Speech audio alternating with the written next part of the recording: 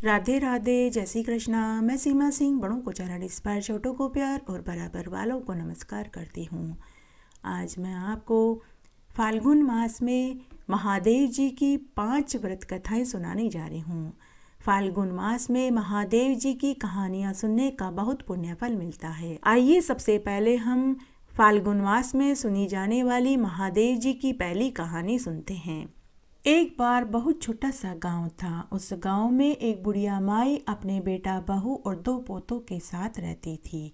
बुढ़िया माई भगवान महादेव की परम भक्त थी। वह रोज सुबह नहा धोकर घंटों भगवान महादेव जी की पूजा पाठ किया करती थी, मंत्र आदि बोला करती थी। लेकिन उसकी बहू को यह पसंद नहीं था। बुढ़िया का बेटा जब काम पर चला जाता तो उसकी बहू अपनी सास से रोज झगड़ा करती।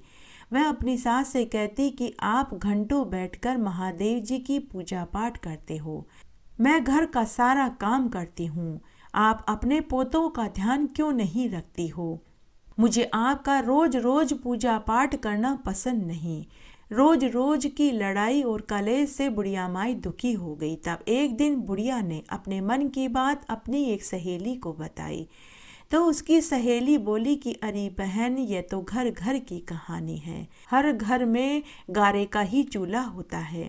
मेरी मान, तू अपनी रोटी पानी लेकर गांव के बाहर महादेव जी के मंदिर में चली जाया कर।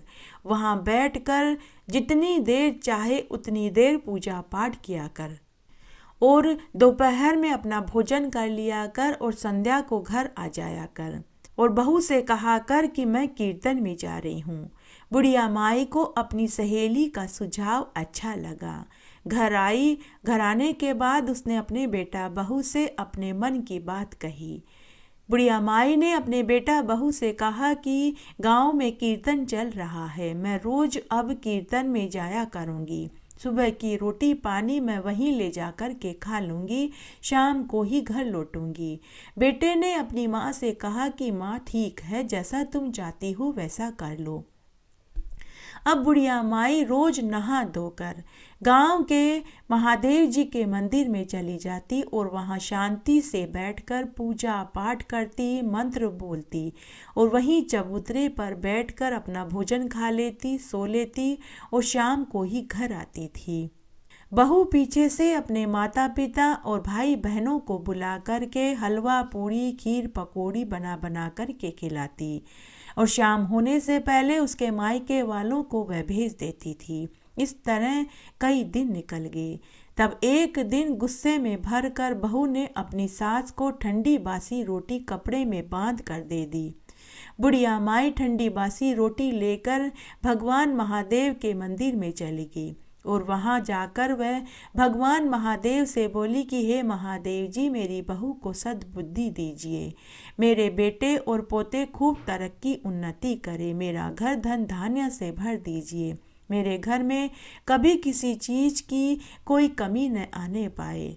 तब भगवान महादेव मनी मन सोचने लगे कि ये मेरी भक्त रोज ठंडी बासी रोटी खाती है और उधर उसकी बहू रोज अपने सास के जाने के बाद पीछे से तरह तरह के व्यंजन बना कर के खुद भी खाती है और अपने मायके वालों को भी खिलाती है। इसकी बहू तो बड़ी ही चालाक है, लेकिन फिर भी यह मेरी भक्त अपनी बहू और बेटे पोतों की ही सलामती की दुआएं मांग रही है। इसकी बहू को तो चटका दिखाना ही पड़ेगा। तब भगवान महादेव ने एक उपाय सोचा। बहू जो भी घर में व्यंजन बनाती वो सास की बासी रोटी से वे बदल देते थे। सास के पास अब रोज स्वादिष्ट व्यंजन आने लगे। बहू को खाने में बासी रोटी मिलने लगी। बहू के मायके वाले अब बोलने लगे कि अरे तू तो हमें बासी रोटी खिलाने के लिए बुलाती है, अब हम तेरे घर भोजन करने के लिए नहीं आएंगे। बहू अपने मायके वालों को सफाई देती कि मैंने तो खीर पूड़ी बनाई थी, पता नहीं बासी रोटी में ये कैसे बदल गई। लेकिन उसके मायके वाले नाराज होकर चले गए। उस दिन बहू को बासी रोटी ही खानी पड़ी। अगले दिन फिर से सास के जाने के बाद बहू ने दाल बाटी चूरमा बनाया और अपने मायके वालों को भोजन करने के लिए बुलाया। जैसे ही वे सब खाने के लिए बैठे तो दाल बाटी चूरमा बासी रोटी में बदल गया। बहू के आश्चर्य का ठिकाना नहीं रहा। उसके मायके वाले फिर से नाराज हुए और बोले कि तू झूठ बोलती है, तूने कोई दाल बाटी चूरमा नहीं बनाया, तू हमें भिखारी समझती है जो हमें बासी रोटी खाने के लिए बुलाती है। उधर सास जब भोजन करने के लिए बैठी तो उसे दाल बाटी चूरमा मिला। सास को समझ में ही नहीं आ रहा था कैसे आजकल उसकी बहू स्वादिष्ट व्यंजन खाने को देती है। सास ने समझा कि मैं रोज कीर्तन का नाम लेकर घर से बाहर आ जाती हूँ, इसीलिए शायद बहू खुश रहती है। तब बुढ़िया माई ने मनी मन सोचा कि चलो कोई बात नहीं, रोज रोज घर में जो क्लेश और लड़ाइयाँ होती थी वो भी शांत हो गई और बहू भी खुश रहती है और मुझे भी महादेव जी की पूजा पाठ करने का समय मिल जाता है। तब एक दिन बुढ़िया माई की बहू ने अपने पति से व्यंजनों का बासी रोटी में बदल जाने वाली बात बताई और कहा कि आपकी माँ कोई जादूगरनी है, वो ही यह सब कुछ करती है। तब बुढ़िया का बेटा बोला कि मेरी माँ भला ऐसा क्यों करेगी। तब दूसरे दिन बुढ़िया का बेटा काम की जाने की कहकर घर में ही छिप कर बैठ गया। उसने यह बात अपनी पत्नी से भी नहीं कही और माँ से भी नहीं कही। बुढ़िया जब कीर्तन का नाम लेकर जाने लगी तो बहू ने बासी रोटी और कांदा कपड़े में बांध कर के दे दिया। बुढ़िया माई खुशी खुशी बासी रोटी और कांदा लेकर चली गई। पीछे से बहू ने मालपुए और खीर बनाए और अपने मायके वालों को भोजन करने के लिए बुलाया। जैसे ही वे खाना खाने के लिए बैठे और बर्तनों को खोला तो मालपुए की जगह बासी रोटी और खीर की जगह कांदा मिला, क्योंकि बहू ने अपनी सास को आज रोटी और कांदा ही पोटली में बांध कर के दिया था। उसका पति यह सब कुछ देख रहा था। उस दिन भी मायके वाले नाराज होकर चले गए। बहू ने वापस दुखी मन से बासी रोटी और कांदा खाया। फिर उसका पति घर के पिछवाड़े से चुपचाप निकल गया और अपनी माँ को गांव में खोजने लगा, लेकिन उसकी माँ कहीं नहीं मिली। तभी उसकी माँ की वही सहेली रास्ते में मिली तो बुढ़िया के बेटे ने अपनी माँ की सहेली से पूछा कि मौसी, मेरी माँ कीर्तन का नाम लेकर रोज घर से जाती है, लेकिन गांव में तो कहीं कीर्तन नहीं हो रहा। मौसी, क्या आपको मालूम है कि मेरी माँ कहाँ जाती है?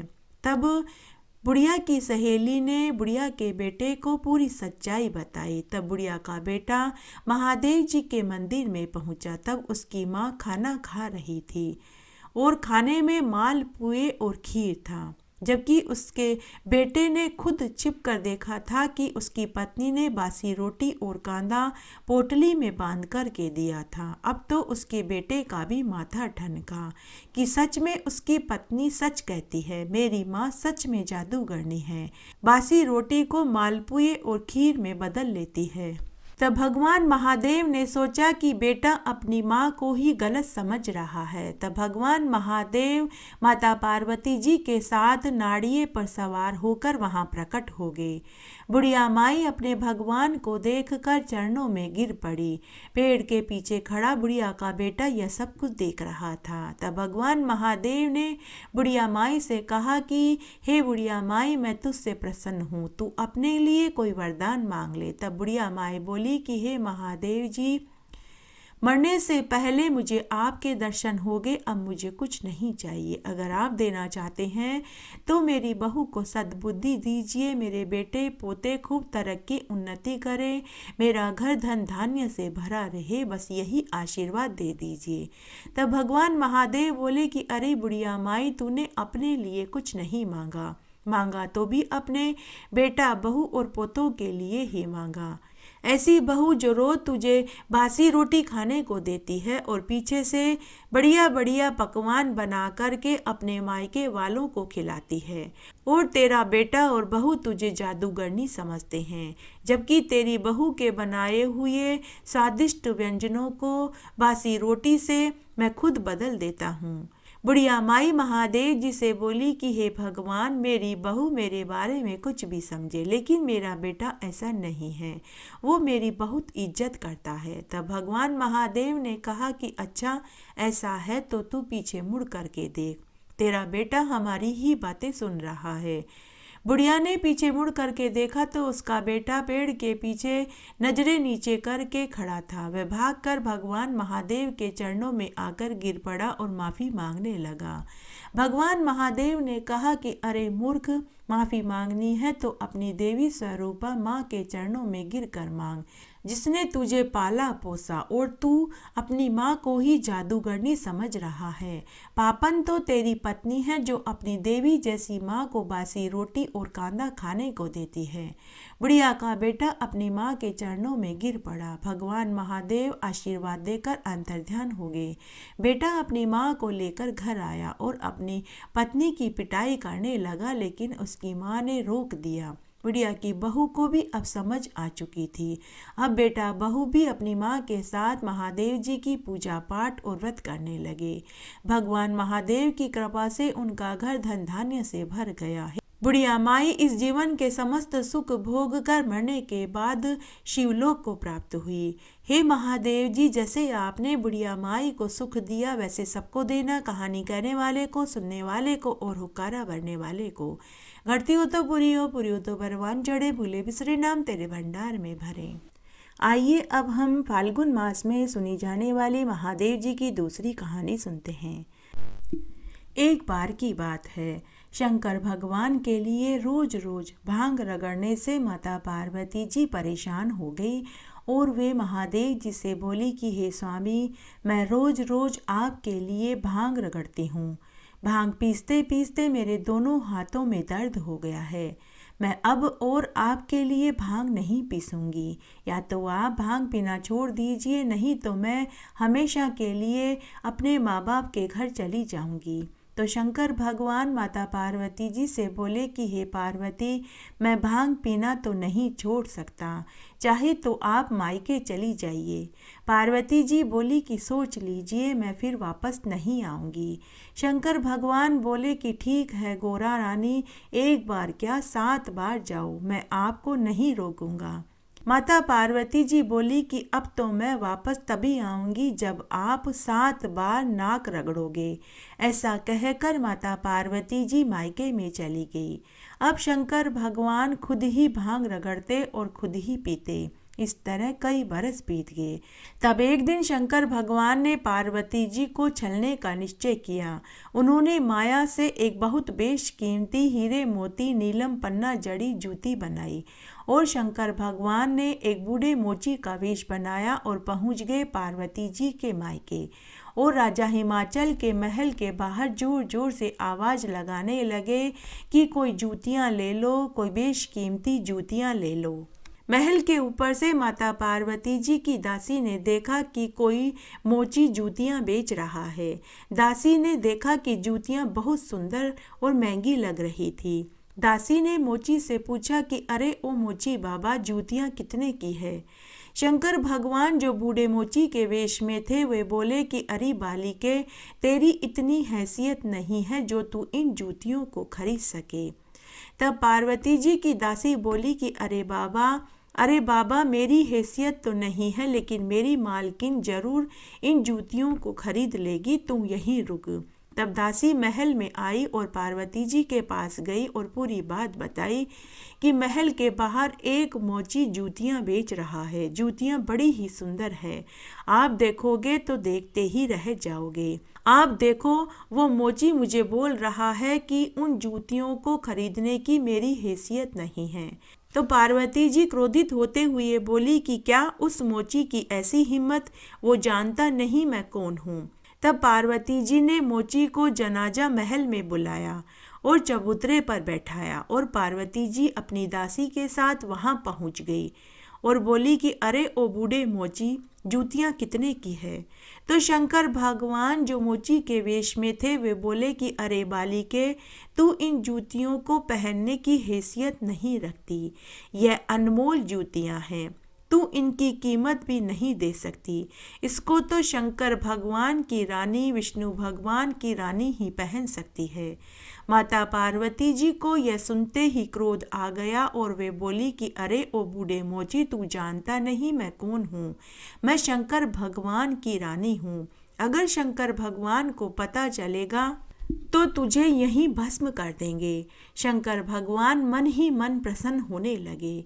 तब शंकर भगवान जो मोची वेश में थे वे बोले कि ठीक है बालिके, वैसे तो ये जूतियाँ बेश कीमती है, लेकिन मैं तुम्हें एक शर्त पर दे सकता हूँ।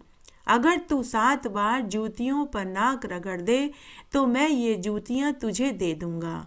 माता पार्वती जी ने मोची को बहुत भला बुरा कहा, शंकर भगवान का खौफ दिखाया और खुद की शक्ति बताई, लेकिन वह मोची टस से मस भी नहीं हुआ। आखिर थक हार कर माता पार्वती जी उन सुंदर जूतियों को पाने के लिए कुछ भी करने को तैयार थी। वे उन जूतियों को जाने नहीं देना चाहती थी, क्योंकि जूतियां बहुत सुंदर थी। रह रह कर जूतियों में बिजली की सी चमक आ और जा रही थी। तब माता पार्वती जी ने चारों तरफ देखा और फिर जूतियां उठाकर 7 बार नाक रगड़ दी और बोली कि ले, मैंने 7 बार जूतियों पर नाक रगड़ दी है, लेकिन यह बात तू बाहर जाकर किसी से मत कहना। तब बूढ़े मोची के वेश में शंकर भगवान मन ही मन खुश होते हुए वापस कैलाश पर आ गए और उन्होंने सोचा कि उन्होंने अपनी प्रिय पार्वती को बड़ी ही आसानी से छल दिया। इस तरह फिर से कई दिन निकल गए। तब एक दिन माता पार्वती जी ने सोचा कि जूतियाँ बहुत सुंदर है, भगवान शंकर को दिखाने के लिए कैलाश पर जाना चाहिए। तब माता पार्वती जी कैलाश पर आई तो शंकर भगवान ने उन्हें देख लिया, लेकिन वे देख कर भी आंख मीच कर समाधि लगा कर के बैठ गए। माता पार्वती जी कभी जूतियां पहनकर भगवान शंकर के आगे आती, कभी पीछे जाती तो कभी मंडराने लगती। तब भी शंकर भगवान ने जूतियों के बारे में माता पार्वती जी से कुछ नहीं पूछा। तब माता पार्वती जी ने कहा कि हे स्वामी, आप पूछेंगे नहीं कि ये जूतियां किसने दी। शंकर भगवान ने भोले बनकर पूछा कि हे गोरा, ये जूतियां तुम्हें किसने दी। तब माता पार्वती जी अकड़ती हुई, इठलाती हुई बोली कि ये जूतियां मेरे पिता ने मुझे मेले में से दिलवाई है। ये कई लाख की हैं, इसमें हीरे, पन्ने, मोती, नीलम जड़े हुए हैं। तब शंकर भगवान ने माता पार्वती से कहा कि अरे पार्वती, जरा तुम मेरे कमंडल में झांक कर देखो, फिर बताना कि यह जूतियाँ किसने दी और कितने की दी। जैसे ही माता पार्वती ने महादेव जी के कमंडल में झांका तो उसमें वह सारा दृश्य दिखाई दिया जिसमें शंकर भगवान बूढ़े मोची बनते हैं और माता पार्वती जी 7 बार नाक रगड़ती है। माता पार्वती जी ने जैसे ही यह सारा दृश्य देखा तो वे और भी क्रोधित हो गई और वे नाराज होते हुए बोली कि आपने मेरे साथ छल किया है। इस तरह नाराज होकर माता पार्वती जी पुनः चली गई। इस तरह फिर कई दिन निकल गए। तब एक दिन माता पार्वती जी ने भी भगवान शंकर को छलने का उपाय सोचा। माता पार्वती जी ने एक भिलनी का वेश बनाया और कैलाश पर नाचने गाने लगी। जब भगवान शंकर ने भिलनी को देखा तो वे उसके रूप और सौंदर्य पर मंत्र मुग्ध हो गए। भगवान शंकर ने भिलनी से कहा कि तुम कौन हो, तुम्हारे पिता और पति कौन हैं। तो भीलनी बोली कि मैं एक भीलनी हूँ, मेरे पिता का नाम हेमा भील और पति का नाम भंवर भील है। तब शंकर भगवान ने कहा कि अरे भीलनी, मैं तेरे रूप और यौवन पर मंत्रमुग्ध हो गया हूँ, तू मेरी रानी बन जा और तू यहाँ पर राज कर। तब भीलनी बोली, मेरा पति उड़ती चिड़िया के पंख गिन लेता है, वो आपको यहाँ बैठे बैठे ही मार देगा। आपकी पहली पत्नी पार्वती, दूसरी सिर पर गंगा है। मैं अगर यहाँ आ गई तो बहुत लड़ाइयाँ होगी। तब महादेव जी बोले कि अरे बावली भीलनी, पार्वती को तो मैंने मायके भेज दिया है और गंगा को मैं प्रवाहित कर दूंगा, तू कैलाश पर अकेली राज करेगी। तब भीलनी बोली कि देखो जटाधारी बाबा, ना मैं तो शेर पर बैठूंगी, न ही नाड़िया पर बैठूंगी और ना ही कोई बैल और रथ की सवारी करूंगी। मैं तो कैलाश पर चलते चलते थक जाऊंगी। तब महादेव जी बोले कि अरे बावली, मैं इतना हट्टा कट्टा हूँ, तू मेरे कंधे पर बैठकर सवारी करना। तब भीलनी ने कहा कि अच्छा चलो नीचे झुको, अभी बैठकर मैं परीक्षा ले लेती हूँ। भगवान शंकर ने दोनों हाथ जमीन पर टिका दिए और झुक गए। तभी भीलनी उचक कर भगवान शंकर की पीठ पर बैठ गई। तभी वहाँ भगवान विष्णु, लक्ष्मी जी, ब्रह्मा जी, इंद्र भगवान और नारद मुनि 33 कोटि देवी देवता वहाँ प्रकट हो गए और उनके ऊपर फूलों की बरसात करने लगे। जैसे ही भगवान शंकर सीधे हुए तो सामने भीलनी की जगह माता पार्वती जी खड़ी मंद मंद मुस्कुरा रही थी। भगवान शंकर को जब पूरी बात का पता चला तो वे थोड़े लज्जित हुए। तब सभी देवी देवताओं ने भगवान शंकर और माता पार्वती जी को प्रणाम किया और सब अपने अपने लोक में चले गए। घटती हो तो पूरी हो तो परवान चढ़े, बोले बिसरे नाम तेरे भंडार में भरे। आइए अब हम फाल्गुन मास में सुनी जाने वाली महादेव जी की तीसरी कहानी सुनते हैं। एक बार नारद मुनि कैलाश पर्वत पर माता पार्वती को अकेला देखकर पहुंच गए। नारद मुनि ने माता पार्वती जी को प्रणाम किया और कुशल क्षेम पूछी। तब माता पार्वती जी ने नारद मुनि से कहा कि बेटा मैं बिल्कुल ठीक हूँ, लेकिन तुम्हारे कैलाश पर आने का क्या कारण है? तब नारद मुनि बोले कि हे माते, बाबा महादेव जी कहाँ हैं? लगता है उन्होंने आपसे बहुत बातें छिपाई है। माता पार्वती ने कहा कि पुत्र, कौन सी बातें हैं जो मेरे महादेव ने मुझसे छिपाई है? तब नारद मुनि बोले कि क्या उन्होंने आपको बताया कि वो कैलाश पर्वत पर ही क्यों निवास करते हैं? तो माता पार्वती जी हंसकर बोली कि हाँ पुत्र, उन्होंने मुझे बताया है। तब नारद मुनि बोले कि अच्छा, तो क्या उन्होंने आपको बताया कि वो अपने अंग पर भभूति क्यों लगाते हैं? तो माता पार्वती जी ने हंसकर कहा कि हाँ पुत्र, उन्होंने मुझे यह भी बताया।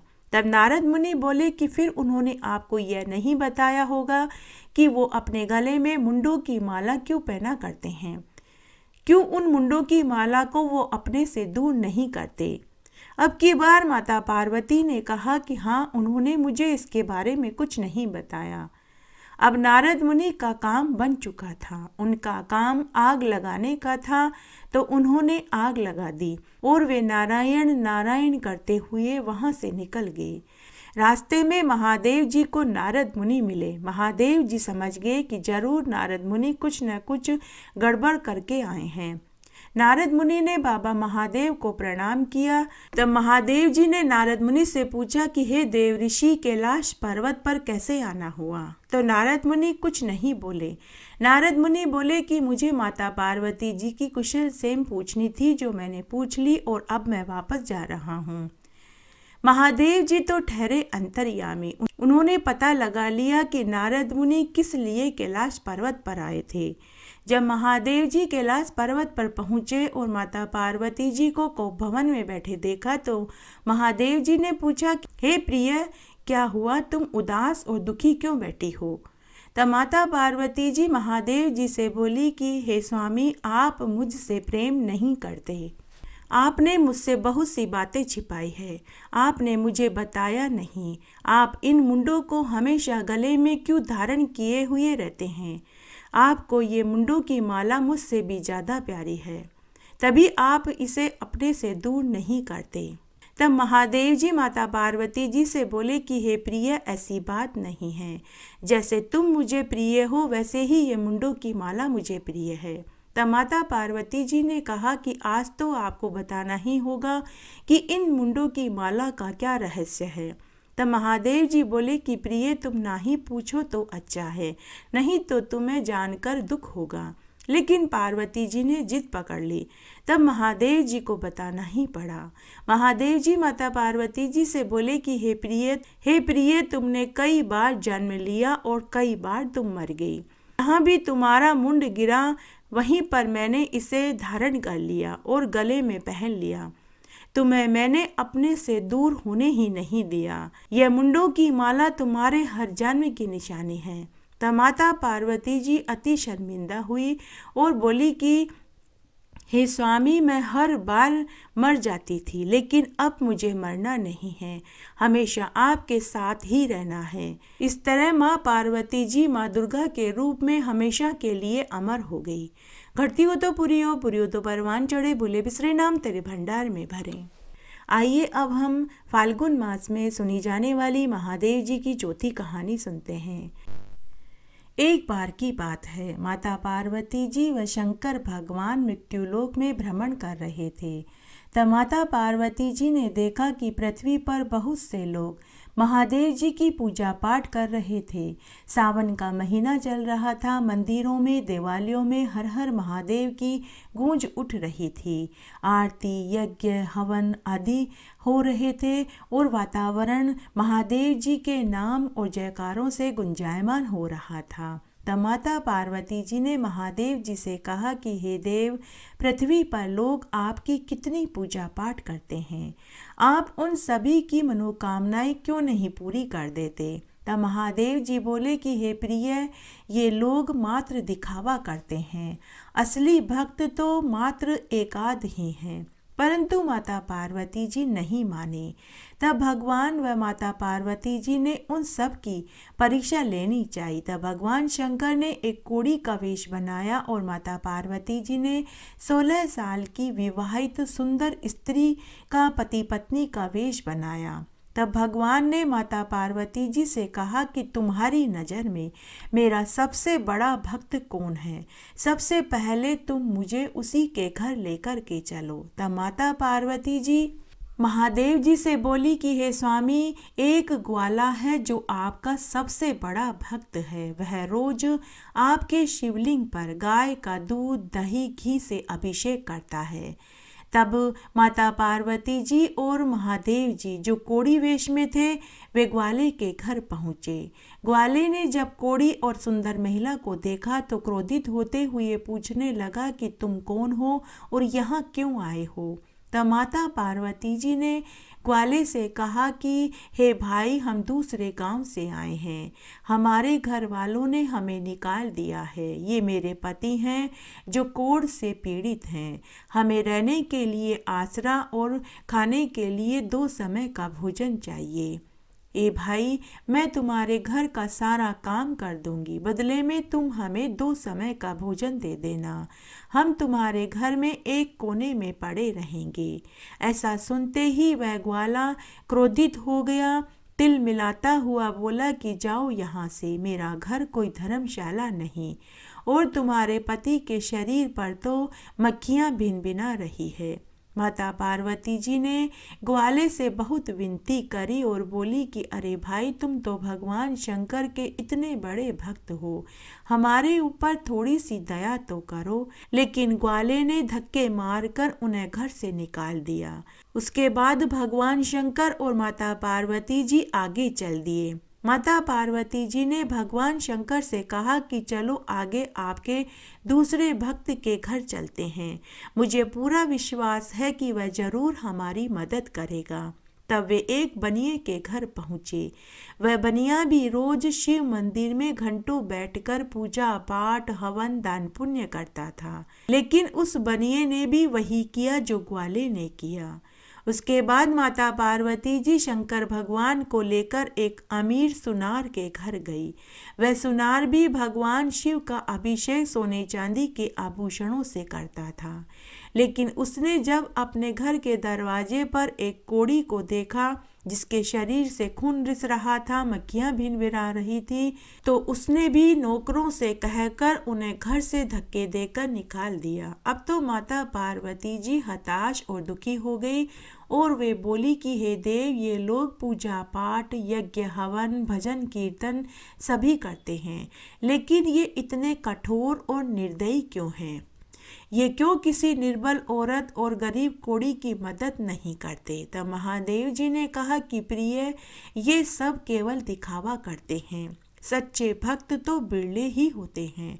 अब बताओ प्रिय, अब तुम मुझे कहाँ लेकर के चलोगी? तब माता पार्वती जी ने कहा कि अब मुझे कहीं नहीं जाना, ये लोग अगर ऐसे हैं तो सभी ऐसे ही निकलेंगे। तब भगवान शंकर ने माता पार्वती जी से कहा कि हे प्रिय, सभी उंगलियां एक जैसी नहीं होती।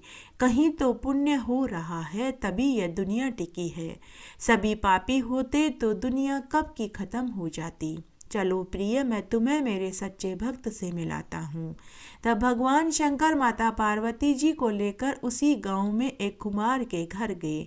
वह कुम्हार बहुत गरीब था, मात्र एक टूटी फूटी झोपड़ी में रहता था। उसके आंगन में एक खाट पड़ी थी और वहीं पर चाक पर वह मिट्टी के बर्तन बनाता था। उसे देखकर माता पार्वती जी महादेव जी से बोली कि हे देव, मैं आपको इतने अमीर पैसे वाले घर में लेकर के गई, जब उन्होंने हमें घर से धक्के मारकर निकाल दिया, हमारी मदद नहीं करी, तो यह गरीब कुमार हमारी क्या मदद करेगा। मैंने तो इसे कभी आपकी पूजा पाठ, यज्ञ, हवन, दान पुण्य करते हुए भी नहीं देखा। यह कैसे आपका सच्चा भक्त हो सकता है। तब भगवान शंकर मंद मंद मुस्कुराने लगे। वे उसी कोड़ी वेश में कुमार के घर गए। उन्हें देखते ही कुमार दंपति बहुत खुश हुए और आदर सम्मान के साथ उन्हें झोपड़ी में लेकर के आए और उन्हें खाट पर बैठाया और उन्हें पीने के लिए छाछ, राबड़ी और रोटी खाने को दी। कुमार ने भगवान शंकर के कोढ़ को ठंडे जल से धोया और अपने अंगोछों से पोंछा, घावों पर दवाई लगाई। तो कुमारन पार्वती जी को तसल्ली देते हुए बोली कि बेटी, तुम चिंता मत करो, तुम्हारा पति बहुत जल्दी ठीक हो जाएगा। तुम जब तक चाहो यहाँ रह सकती हो। हम दोनों पति पत्नी तुम्हारा खूब ध्यान रखेंगे। माता पार्वती जी व महादेव जी आंखों ही आंखों में इशारा करने लगे कि देखो, यही है मेरा असली भक्त। माता पार्वती जी ने भी इशारे में ही जवाब दिया कि आप सच कह रहे हैं। उधर एक ही रात्रि में उस ग्वाले की गाय भैंसों ने दूध देना बंद कर दिया। उससे बहुत नुकसान हुआ। बनिए और सुनार का कारोबार भी ठप हो गया। उन्हें भी बहुत नुकसान उठाना पड़ा। इधर एक रात्रि में ही कुमार दंपति मालामाल हो गए। सुबह जब कुमार सो करके उठा तो उसने देखा कि उसकी झोपड़ी सुंदर महल में बदल चुकी थी। जिस खाट पर महादेव जी और पार्वती जी बैठे थे, वहां उसे हीरे, पन्ने, मोती जड़ी एक चूंदड़ी मिली और एक सोने का कमंडल मिला। तब कुमार दंपति यह देखकर समझ गए कि वे कोई और नहीं, स्वयं भगवान महादेव और माता पार्वती जी थे। उस कमंडल में जिस चीज के लिए कुमार दंपति हाथ डालते वही चीज निकलने लगी। कुछ ही समय में वे बहुत अमीर हो गए। पुत्र, पौत्र, धन, वैभव सभी हो गया और वे इस जीवन का सुख भोग कर मरने के बाद शिवलोक को प्राप्त हुए। घटती हो तो पूरी हो तो परमान चढ़े, भूले बिसरे नाम तेरे भंडार में भरे। आइए अब हम फाल्गुन मास में सुनी जाने वाली महादेव जी की 5वीं कहानी सुनते हैं। माता पार्वती जी ने भगवान शंकर से विवाह करने के लिए वन में कठोर तपस्या करी। तब भगवान शंकर ने माता पार्वती जी की परीक्षा लेनी चाहिए। माता पार्वती जी एक नदी के किनारे कठोर तपस्या कर रही थी। तभी भगवान शंकर ने एक माया फैलाई। वहां एक छोटा सा बच्चा नदी में पानी पीने के लिए आया। उस बच्चे के पांव को एक विशाल मगरमच्छ ने पकड़ लिया। बच्चा जोर जोर से करुण रुदन करने लगा। तभी वहां शंकर भगवान प्रकट हो गए। वो माता पार्वती जी से पूछने लगे कि हे देवी, मैं तुम्हारी तपस्या से प्रसन्न हूँ, तुम कोई वरदान मांग लो। तब माता पार्वती जी ने महादेव जी से कहा कि हे भगवान, आप उस बच्चे को मगरमच्छ से बचा लीजिए। भगवान शंकर ने माता पार्वती से कहा कि हे पार्वती जी, सोच लीजिए। हे पार्वती, तुम सोच समझ कर बोलो, क्योंकि इसके बाद आपको कोई और वरदान नहीं मिलेगा। तब माता पार्वती जी बोली कि आप उस बच्चे को बचा लीजिए। तब भगवान शंकर ने बच्चे को मगरमच्छ से बचा लिया। तब भगवान शंकर ने पार्वती जी को पूरी बात बताई कि मैं तुम्हारी परीक्षा ले रहा था। यह बालक, यह मगरमच्छ मेरी फैलाई हुई ही माया थी। तुमने इतने वर्षों तक कठोर तपस्या करी, लेकिन फिर भी तुमने अपने लिए कोई वरदान नहीं मांगा। तुम मेरी परीक्षा में सफल हुई, अब तुम वरदान मांगो। तब माता पार्वती जी ने भगवान शंकर से कहा कि हे प्रभु, मैं चाहती हूँ कि आप मेरे विवाह में दूल्हा बनकर के आएं। मैं आपके साथ ही विवाह करना चाहती हूँ। भगवान शंकर ने कहा कि हे देवी, ना तो मेरे पास महल मालिया है, न धन दौलत है। मैं भंगिया पीता हूँ, शरीर पर भस्मी लगाता हूँ, शमशान में रहता हूँ, सर्प बिच्छू मेरे गहने हैं।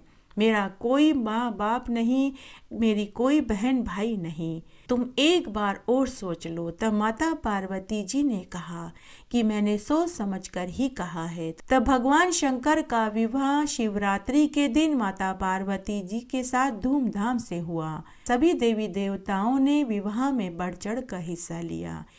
इन सभी कहानियों को अगर आप प्रदोष के दिन सुनेंगे तो भी ये उतना ही फल देगी जितना कि सोमवार को, महाशिवरात्रि को और रोज सुनने पर देगी। घटती हो तो पूरी हो तो परवान चढ़े, भूले बिसरे नाम तेरे भंडार में भरे। इस तरह आज हमने फाल्गुन मास में सुनी जाने वाली महादेव जी की 5 व्रत कथाएं सुनी। आशा करती हूँ आपको ये सभी कहानियाँ जरूर पसंद आएगी। मेरे साथ बने रहने के लिए आपका धन्यवाद। आगे आने वाली कथा कहानियों के लिए भी आप इसी तरह मेरे साथ बने रहें। धन्यवाद।